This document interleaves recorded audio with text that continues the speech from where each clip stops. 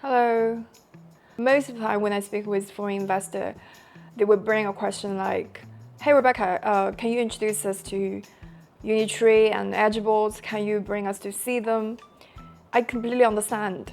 As a tech enthusiast, Unitree and Agibot are really fun to watch. They're two most known robots companies, and definitely the poster children of Chinese robotics boom. But as an investor looking for alpha, I don't think these two companies hold that much of investment value. I know the claim sounds quite controversial, but if you really look into the landscapes and dissect both of their DNAs, you will understand exactly why I said so. So let's start with Unitree. Unitree's founder is essentially a mechanical geek. That was the reason he got into robotics industry. So from the day one, Unitree is built on mechanical engineering instead of artificial intelligence. As I mentioned, the ultimate battleground of this generation of robotics is not motion control, is physical AI brain. So this is a place where Unitree lacks the natural advantage. To be honest, Unitree's strategy is quite transparent. They take on a follower strategy in the physical AI brain while pushing their hardware to the absolute extreme. They're waiting for the moment of ChatGPT 3.5 moment for physical AI to arrive, when they can simply plug it into their reasonable price and mass-produced bodies. As of now, the strategy is commercially working because they have two cash flow markets: entertainment, performance, and academia. They provide such a standardized and reasonably priced platform that if you are an AI researcher publishing a paper without using Unitree's hardware, other researchers might have a hard time to repeat your results. But there is a red flag for investors at their current sky-high valuation. If you want to bet on Unitree maintaining their top-tier status in robotics industry in the long run, it's highly risky. Recently, they are questioned by Chinese Securities Regulatory Commission regarding their IPO and their investment direction. Essentially, the problem is they don't have the accumulation capacity and investors on physical AI brain, and they don't have a plan to invest in the future.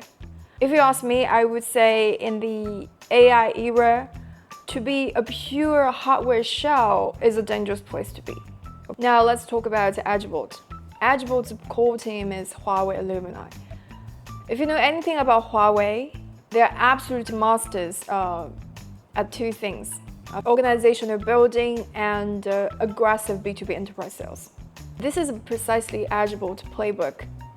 They're burning incredibly amount of capital, employing armies of people in marketing, public relations, building local agents networks, and executing POC with mega corporations. The strategy is working for a short term. They're currently ranked #1 in shipment volume. But there is one thing to consider.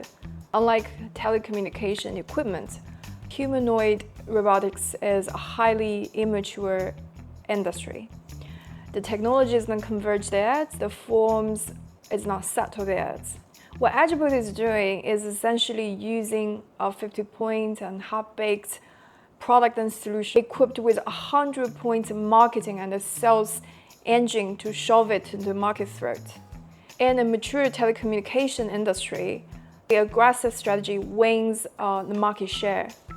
There's no doubt it is working.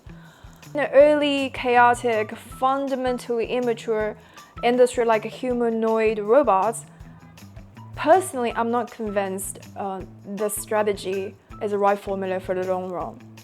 So if we don't chase the hype of Unitree and Agibot, where should we look as investors? My answer is water shovels and Levi's jeans in the physical AI gold rush. There are three categories I'm deeply bullish on. The first one is Chinese-style physical eye brain. Unlike the US counterparts, fully rely on simulation data. A Chinese physical AI brain companies take the hardware and software integrated approach to solve the biggest bottleneck in the industry, data. They're not just training physical AI brain model. They're actively collecting data and building data solutions by hardwares. In the short run, the data solution itself can be a standalone individual business that brings cash flow. Number two is the physical AI infrastructure. A great example here is our portfolio company, D-Robotics. Thinking about all the chips powering the robotics on the edge, I think D-Robotics is perfectly positioned to leverage Chinese supply chain's advantage and the vibrant robotics ecosystem to dominate edge computing. We think a company like this has the potential to become the NVIDIA in robotics era. The third category is special purpose robots. Forget about humanoid robots doing laundry for a second. Look at heavy industry, construction, mining, hazardous materials. These are environments with extreme high-value tasks and a terrible impact on human workers. Players in those industries have massive budgets and great motivation to adopt autonomous solutions right now. They don't need a robot to look like human beings. They need a robots that can solve $100 million questions right now. Well, to sum it up, don't get distracted by the fancy shiny toys and viral videos online. Look deep into the entire value chain, the dynamics, and the development of physical AI industry. You will find the real gems in the industry. Well, in fact, Glacier Capital is co-organizing Chinese physical AI safari with AQVC, a Germany-based firm, to unveil the hidden gems in physical AIs in China. If you're interested as an investor or as an LP, you could message me, look for information on their LinkedIn page. I'm Rebecca from Glacier Capital. If you found the insider perspective helpful, don't forget to like and share and subscribe my channel. Alright, see you in the next video. Bye.